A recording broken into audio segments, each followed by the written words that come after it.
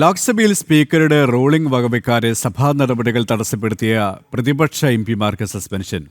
ഡീൻ കുര്യാക്കോസ്, ഹൈബി ഈഡൻ ഉൾപ്പെടെ 8 എംപിമാരെയാണ് ബജറ്റ് സമ്മേളന കാലയളവിലേക്ക് സസ്പെൻഡ് ചെയ്തത്. ലോക്സഭാ സെക്രട്ടറി ജനറലിന്റെ മേശപ്പുറത്ത് കയറി കടലാസുകൾ കീറിയെറിഞ്ഞ് ലോക്സഭാ നടപടികൾ തടസ്സപ്പെടുത്തുകയായിരുന്നു പ്രതിപക്ഷ എംപിമാർ. മുൻ കരസേനാ മേധാവി എം നരവനെയുടെ ഓർമ്മക്കുറിപ്പിലെ പരാമർശത്തെ ചൊല്ലിയാണ് ലോക്സഭ പ്രക്ഷുബ്ധമായത്. പ്രസിദ്ധീകരിക്കാത്തതും ആധികാരികതയില്ലാത്തതുമായ വാചകങ്ങൾ സഭയിൽ ഉദ്ധരിക്കരുതെന്ന് പ്രതിപക്ഷ നേതാവ് രാഹുലിന് ഇന്നലെ തന്നെ സ്പീക്കർ നിർദ്ദേശം നൽകിയിരുന്നു. ഇത് മാനിക്കാതെ ഇന്നും നരവനെയുടെ ഓർമ്മക്കുറിപ്പിലെ പരാമർശങ്ങൾ ഉദ്ധരിക്കാൻ രാഹുൽ ശ്രമിച്ചു. There is a very important matter that is quoted inside this article that I have authenticated, which speaks about the reaction of the Prime Minister and... Sir, I am once again... No, please. Please. One second.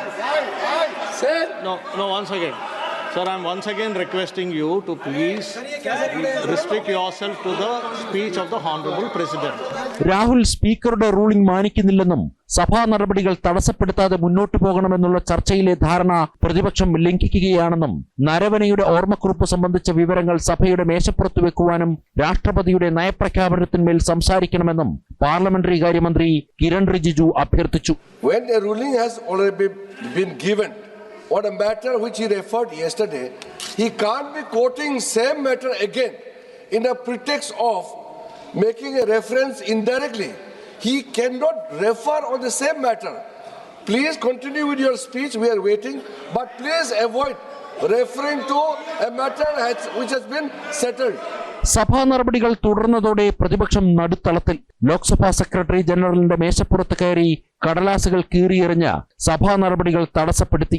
8 പ്രതിപക്ഷ എംപിമാരെ suspend ചെയ്യുവാനുള്ള പ്രമേയത്തിന് ഭൂരിപക്ഷ പിന്തുണ ലഭിച്ചതോടെ speaker suspension നടപടികൾ അംഗീകരിച്ചു. प्रश्न यह है कि श्री किरेन रिजिजू द्वारा प्रस्तुत प्रस्ताव को स्वीकृत किया जाए. जो सदस्य प्रस्ताव के पक्ष में है वो हाँ कहे, जो सदस्य प्रस्ताव के विपक्ष में वो ना कहे. मेरे विचार में निर्णय हाँ वालों के पक्ष में हुआ, हाँ वालों के पक्ष में हुआ, प्रस्ताव स्वीकृत हुआ.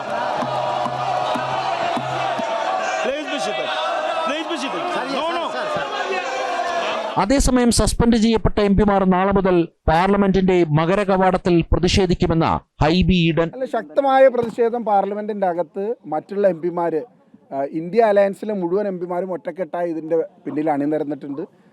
സസ്പെൻഡ് ചെയ്യപ്പെട്ടിട്ടുള്ള എംപിമാർ പുറത്ത് ഈ വിഷയവുമായി ബന്ധപ്പെട്ട് സമരം ചെയ്യും. ശക്തമായി തന്നെ പാർട്ടി ഈ വിഷയം, ഇന്ത്യ അലയൻസ് ഈ വിഷയം ഏറ്റെടുക്കുകയാണ്.